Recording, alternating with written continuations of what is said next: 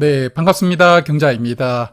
11월 둘째 주 청약이 시작되었습니다. 오늘 CMTX가 1일차 청약을 시작했고 또 내일 청약을 시작하는 종목이 있거든요. 바로 비츠로 넥스텍이라는 종목인데 그래서 오늘은 이 종목을 청약하기 전에 마지막으로 체크를 한번 해보고요.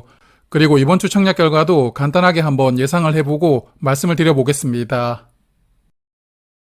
자, 비츠로는 내일부터 청약을 하고요.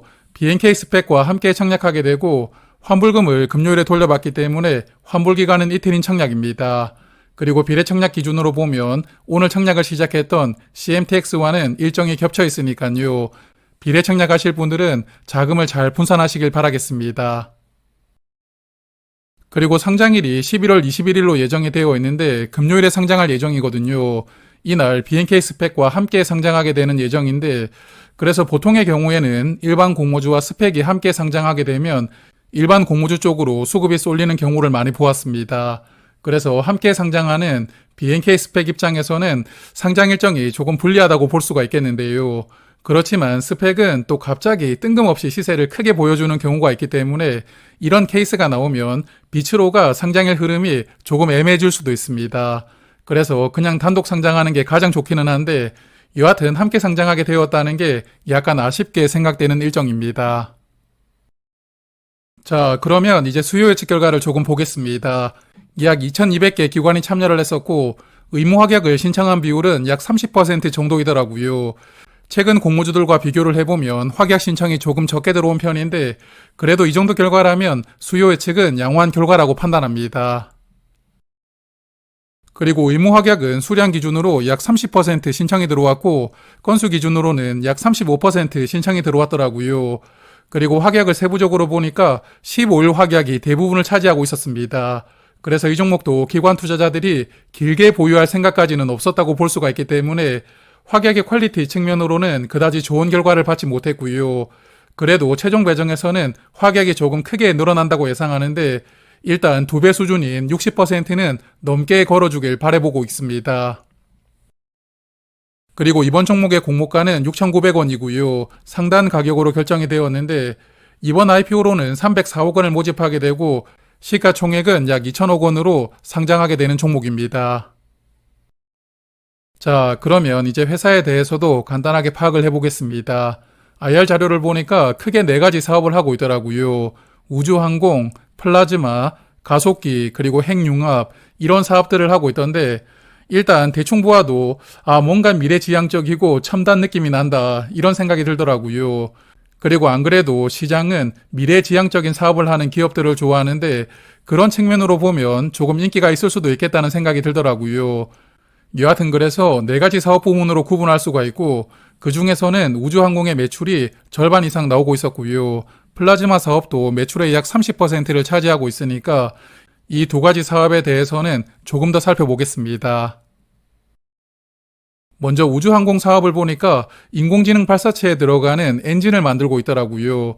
엔진 전체를 만드는 것인지 아니면 엔진을 구성하는 부품만 만드는 것인지까지는 모르겠지만 여하튼 아무래도 엔진이 발사체 중에서는 가장 중요한 부분일 테니까요. 우주항공 분야에서는 나름 기술력을 인정받고 있는 그러한 기업이 아닌가 생각됩니다.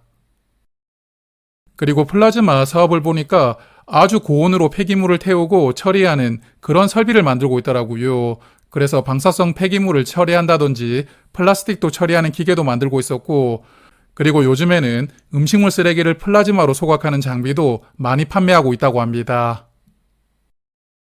자, 그래서 사업 측면으로 보면 아주 미래지향적인 느낌은 많이 나는데 문제는 실적이 그다지 좋지 못하더라고요.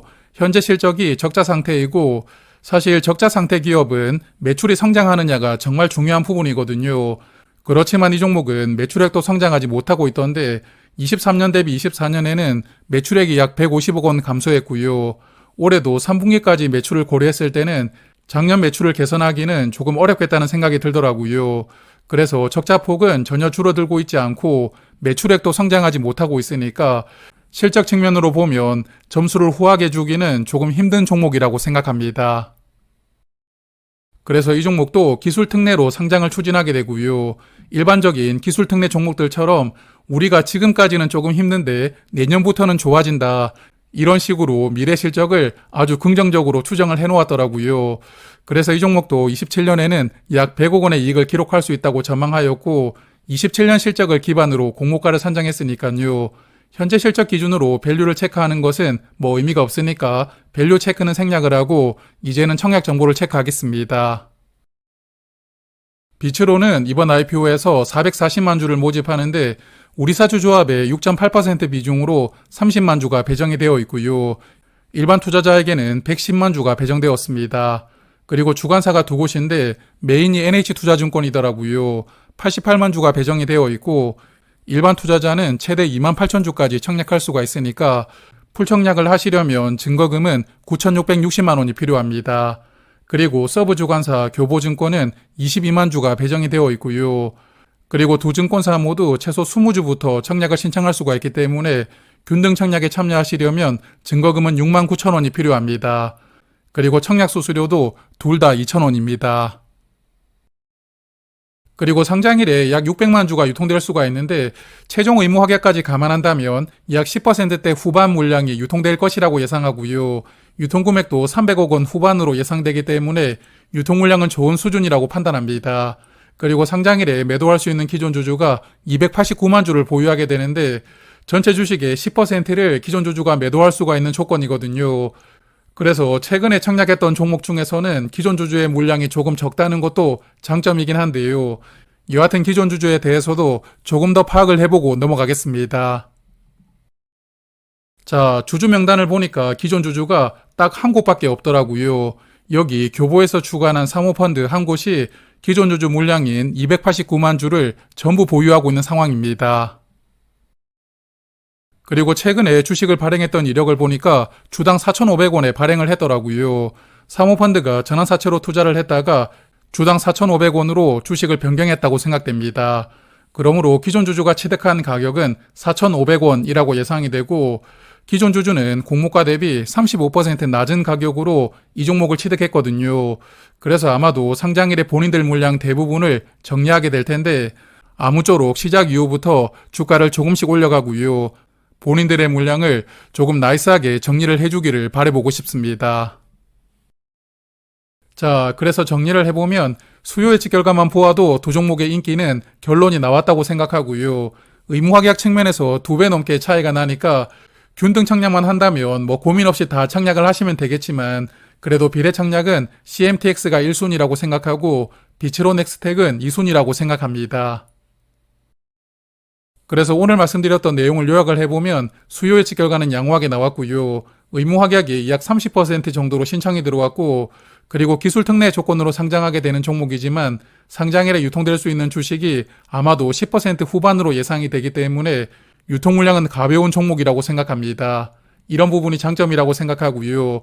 그리고 스펙과 함께 상장하게 된다는 점이 약간 애매하긴 한데 그래도 특별한 변수만 없다면 이 종목 쪽으로 수급이 몰릴 것이라고 예상하고 있고요. 그래서 저는 이 종목도 청약을 하고 그리고 잠시 후에 예상을 말씀드리겠지만 CMTX는 비례 한 주당 증거금이 거의 1억 원 정도 필요할 것이라고 예상하거든요.